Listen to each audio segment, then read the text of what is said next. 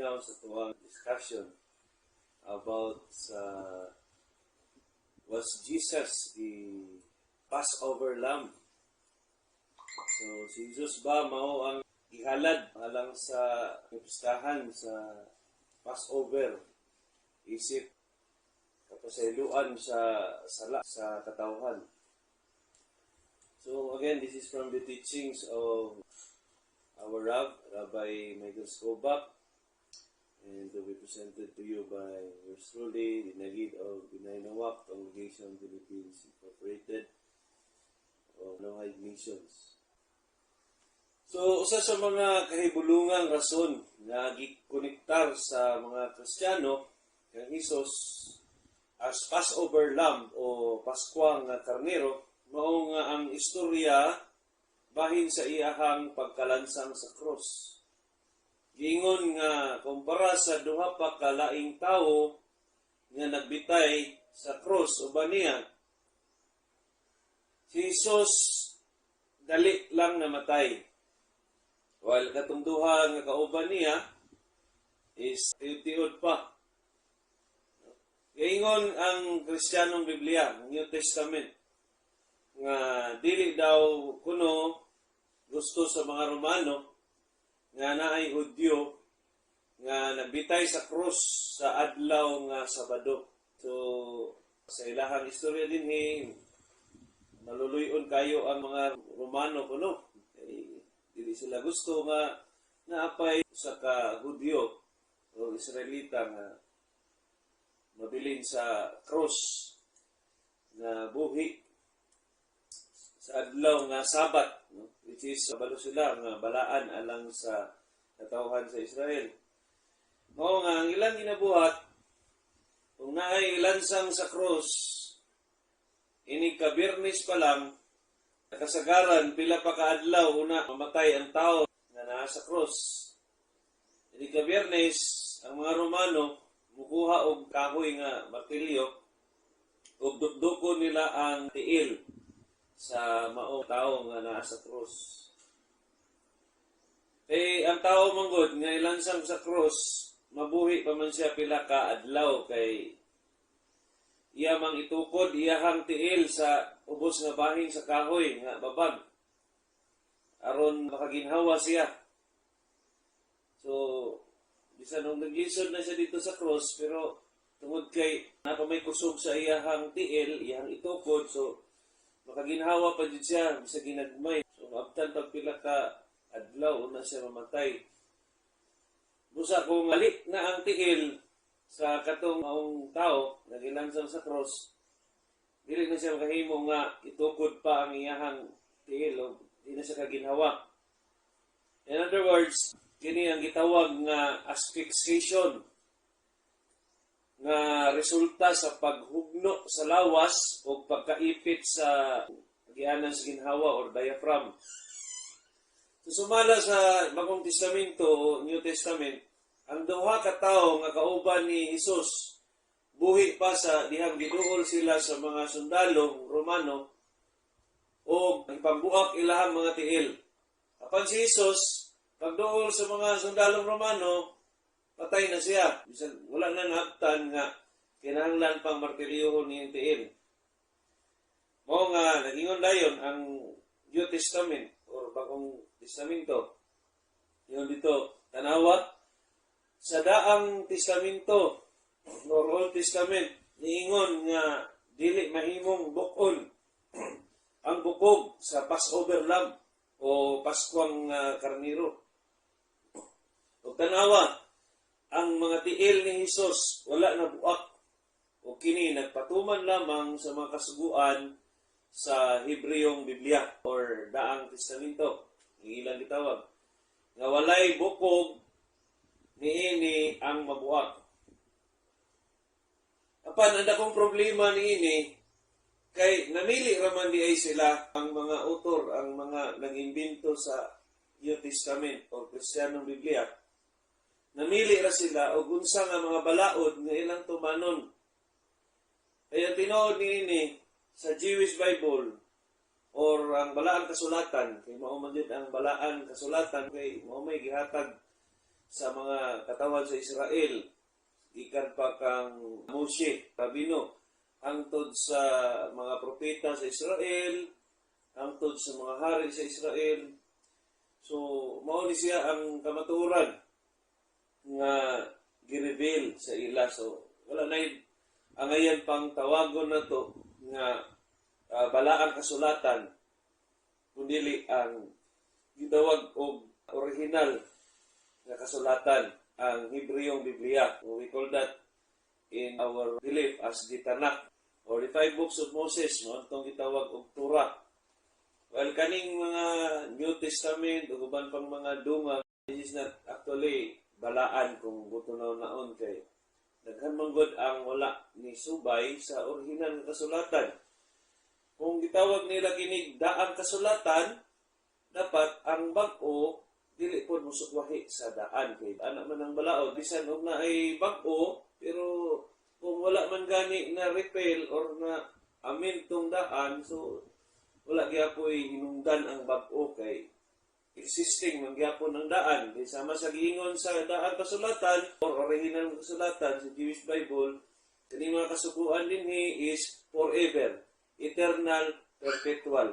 Mao nay mga words na gigamit hangtod sa kahangturan. Sugod pasabot, walay laing testamento o mga kasulatan na angay pang mulabaw sa mga gihatag sa atong labing kagagahom, sa Moses o sa mga propeta o sa mga hari. So, usbuna ko, adunay dakong problema kay ila lamang gipili ang mga balaod nga ilahang tumanon bahin sa paghalad o sakripisyo. So, makita na to na sa Book of Leviticus ang balaod may tungod sa sakripisyo. Magsugod na siya sa Leviticus chapter 4. So, naa dito, una sa tanan, dili mahimong maghalad og tawo. So, never in the Jewish Bible or sa balaang kasulatan o gitawag nilang Old Testament nga pwede maghalad og tawo. Kay abomination kini siya, ikasuko kini pag-ayo sa labing kagagahom kung usa ka tawo ang ihalad sa iyahang atubangan nga patyon. So, ang balaang kasulatan nagkondinar niining hinimuan nga maghalad og tawo. So, that's immediately the difference. You can never see, di mo makita sa Old Testament o sa balaang kasulatan nga naay gihalad nga tawo. Dito lang na nimo siya makita sa bag-ong kasulatan. So, ikaduha niini sa balaod may tungod sa sakripisyo or offering, dili mahimong adunay tatsa ang ihaladay. Usa sa mga rason o nganong igaid sa mga Israelita o gimanduan sila nga igaid ang karniro sa sulod sa 4 ka adlaw. Ina sa ilahang balay o sa kilid sa ilang daanan, partikular sa pusti sa ilang katri. Aron masiguro nga kining ihalad nga sakripisyo walay tatsa, walay bunog, walay gasgas o walay samad. Apan, obvious man yun kayo nga si Jesus gikulata, gikoronahan pa og nga tunok. So, una siya gilansang sa cross. Pasabot, wala kini nagsubay sa unsay mando bahin sa paghalad. So, gikoronahan siya og tunok sa iyang ulo. Ug usa siya katinuli. So, ang usa ka tinuli nga tao matud pa sa Kristiyanong Biblia o Bagong Testamento, usa ka pagputol sa parte sa lawas. So, pasabot na siya ay blemish. So, dili pwede ihalad ang naay diferensya kay siyempre kulang naman ang iyahang panit. Kay gituli naman siya. So, pasabot dili na siya qualified. So, sa pudiha is, dito sa iyang pagkalansang, gidunggab siya sa sundalong Romano o bangkaw sa kilid. O gilatigo pa siya taman. So, again, this is kayong disqualification. So, klaro nga si Jesus, naghantat sa lawas o dili siya mahimong angayan ihalad. So, base sa balaang kasulatan, o o sa ilang gitawag og Old Testament sa mga Kristiyano, ang halad kinahanglan nga sunugon. So, man o ihaw o ang dugo ilahang ipahid sa kaning ilang mga doorpost. So, ila pud kaning sunugon dito sa halaran. So, apan si Jesus, klaro nga wala gisunog.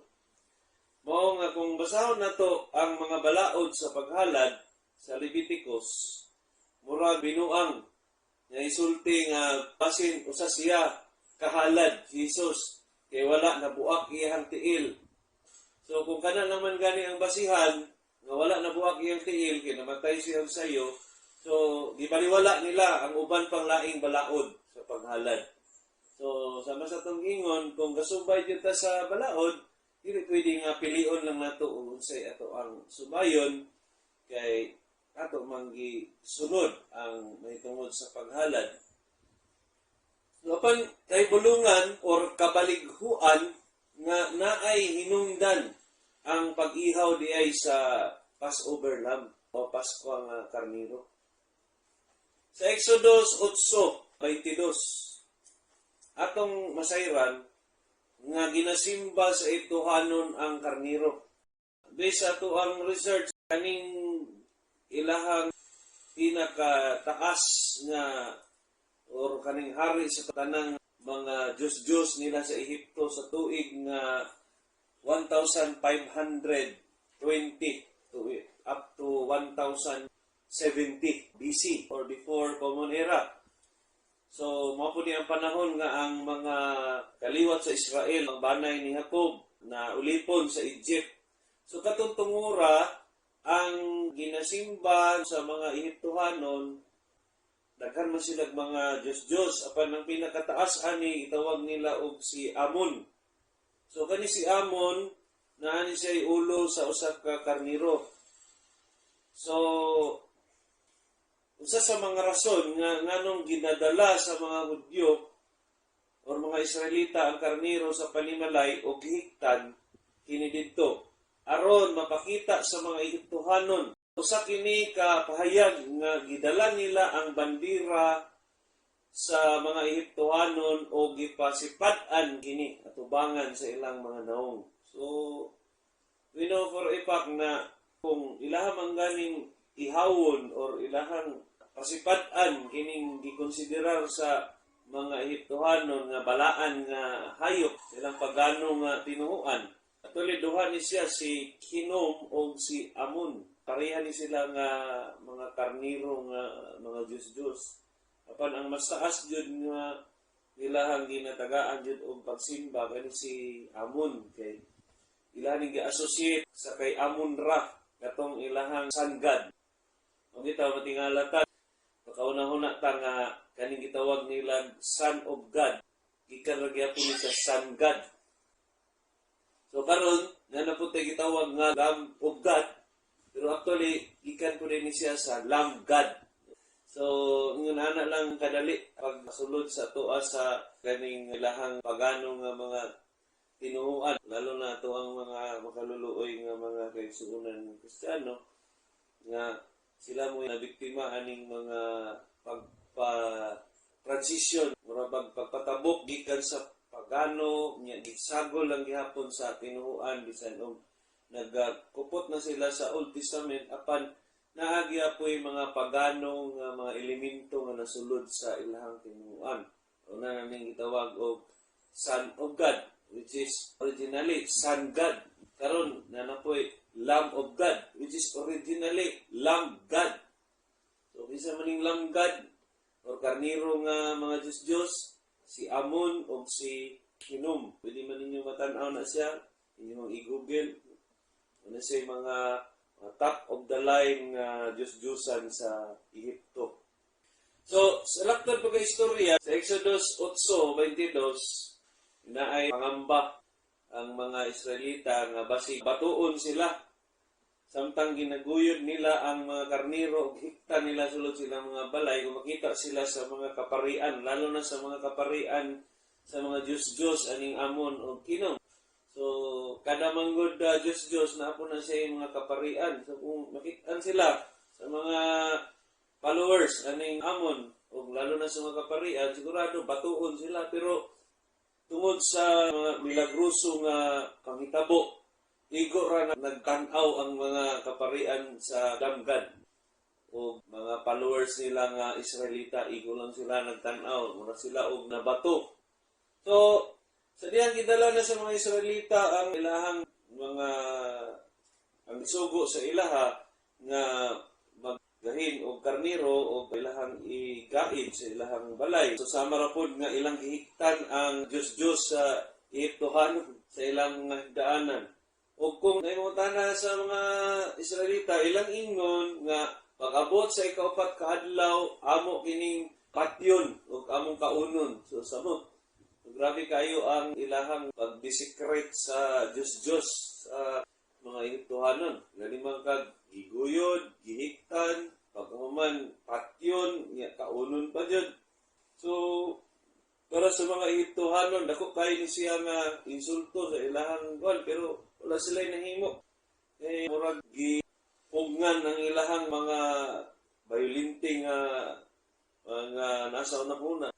So, kung atong tanawon, ang ritual sa Passover o ning Paskuan, usa ka pagbuhat o gitawag sa Hebrew nga misiras nefesh o pagsakripisyo sa kaugalingon alang sa mga Israelita aron ipakita nga sila angayan salbaron sa labing makagagahom gikan sa ilang pagkaulipon sa Ehipto. So again, that is a very holy action sa ilang part. We call that misiras nefesh or pagsakripisyo sa ilahang kalag o kaugalingon. Alang lang nga mapakita kay Hashem nga angayan silang salbaron sa ilahang pagkaulipon. So, ang lalong hinungdan sa Pasko nga halad or Passover sacrifice or offering, mao ang pagsalikway sa idolatria, sa idolatry. So, ang Paskwa dili lang simple or ang pagsaulog, ang kaning pagsaylo or Passover dili lang simple nga pagsaulog sa kagawasan sa Ehipto. Ang dako kayong kabaliguan ani mao nga ang Kristyanismo ni sangko sa paghimo kang Hesus nga Dios. After all that what happened, nga ilangi consider siya as Lamb of God. No, nisangko na noon nga, ihimo na noon siya Diyos. Bisan ang mga unang Kristiyano, wala dahil pa to sila gasimba ang Hesus nga isip Diyos. O wala man siya nag-ingon nga siya Diyos. Apan sa sulod sa 100 katuig, after atong mga unang Kristiyano, o unang mga followers ni Kristo, o ni Jesus, 100 years after, tanan nga mga sikta sa Kristiyano nisangko sa pagtuo nga si Jesus Diyos nga nagpakatao. So, in other words, naghimo lang yung Diyos sa kang Jesus is ang mga tao lang din siya. So, it is something, a result sa kanibitang unang-una sa tao nga himuon siyang Diyos. Kaya unang-una, wala man siya niingon sa iyang mga sakop, sa iyang mga estudyante, o kaniyang disipulo or apostolis, whatever he call it. So, wala man siya niingon nga, simbaha ko ninyo, kay Diyos ko, kundili, ang katunang mismong mga sumusunod, actually, dili pa gani ang iyang mga apostolis, kundili katupad yung mga nakadungog sa mga istorya, sama ni Pablo, nga si Pablo, nga usa ka iharap kong claim yung sarili nga siya daw sa ka-apostolis, pero ang tinuod, kung basahon na to ang ilang Bagong Testamento, ang New Testament, si Pablo wala jud nakakita personal kang Hesus, wala siya nakadungog kung sa mga tinudloan ni Hesus, pero ingon lang siya nga nadamguhan lang niya si Hesus. So, tanan nang iyang gisulat nga almost 15, about 15 ka mga sulat nga gihimong Biblia sa tong mga kaigsuonan Kristiyano. So, there are around 15 nga gi-attribute sa iyahang authorship.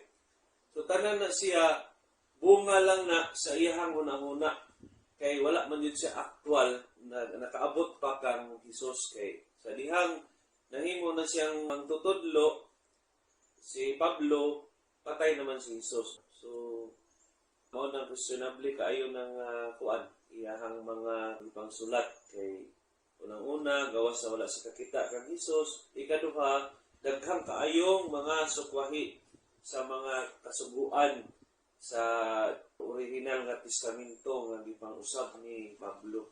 So in other words, kung ang usa ka libro, for example ang New Testament, daghan kaayo og mga kadudahan nga magipangsulat kay wala ni tugma sa original nga kasulatan. So angay jud kani siyang imbestigahan.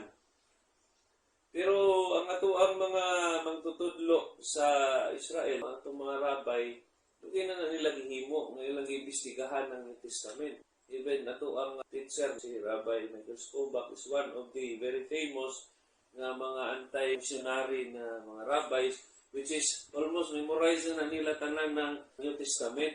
So, sila mismo nga nagpulong or nagkupot aning maong tura sa ilang kaliwatan, sulod sa 3,300 years, sila mismo nga nagsulti o Hebreo nga mo'y pulong sa original nga Biblia, sila na ikaingon sa tuwa karon nga kaning New Testament, base sa ilang investigasyon, daghang kaayo ang sukwahi sa kung unsa ang gitudlo sa kang Moses. O nga, di man na pwede god nga madungagan or makuaan or ilisdan. Di mo man ay kasuguan yun sa mangbubuhat sa langit o sa yuta. Ang mabubuhat sa langit o sa yuta, ang labing makagagahom, iyang gipaila, iyang kaugalingon, dili man sa New Testament. Kung dili iyang gipaila, iyang kaugalingon, diri pa sa panahon ni Moses. O iyang ginahunghungan ang mga propeta sa Israel kung unsa ang iyang mga gusto nga ipatuman. Apan pag-abot sa New Testament, halos si Pablo na ang naghang kayong istorya. And basihan lang ni Pablo sa iyang mga ipangsulat is nadamguhan lang niya si Jesus. Ang problema, kay pag-abot na to sa Acts, in the book of Acts sa New Testament, mismo itong mga nabiling nga apostolis ni Jesus, nisumpak sa mga ipang istorya ni Pablo.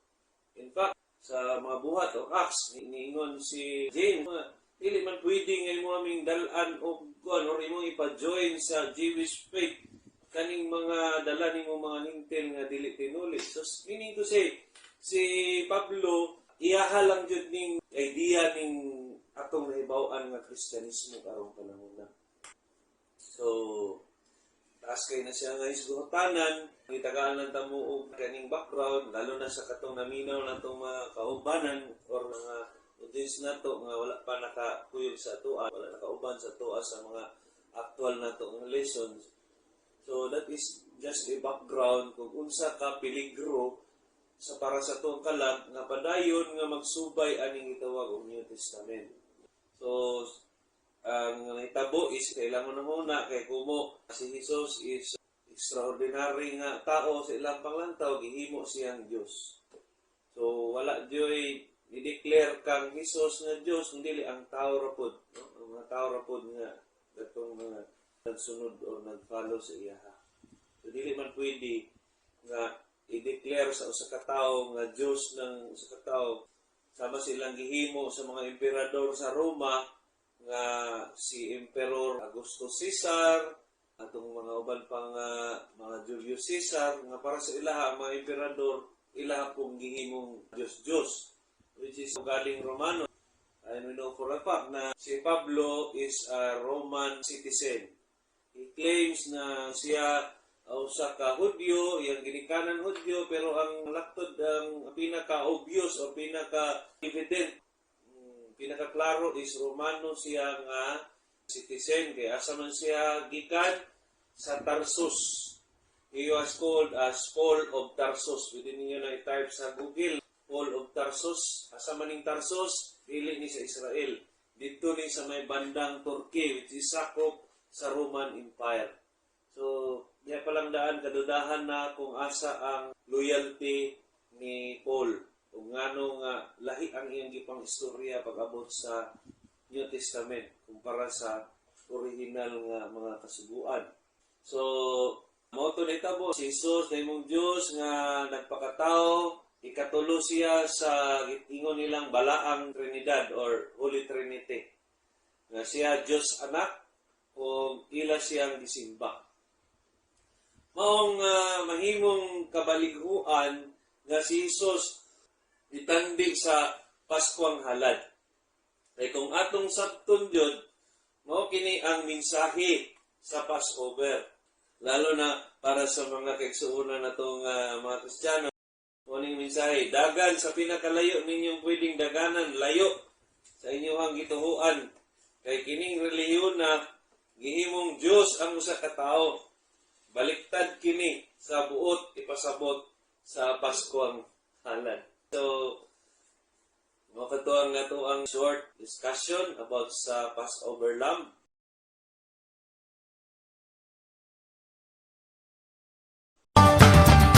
Nations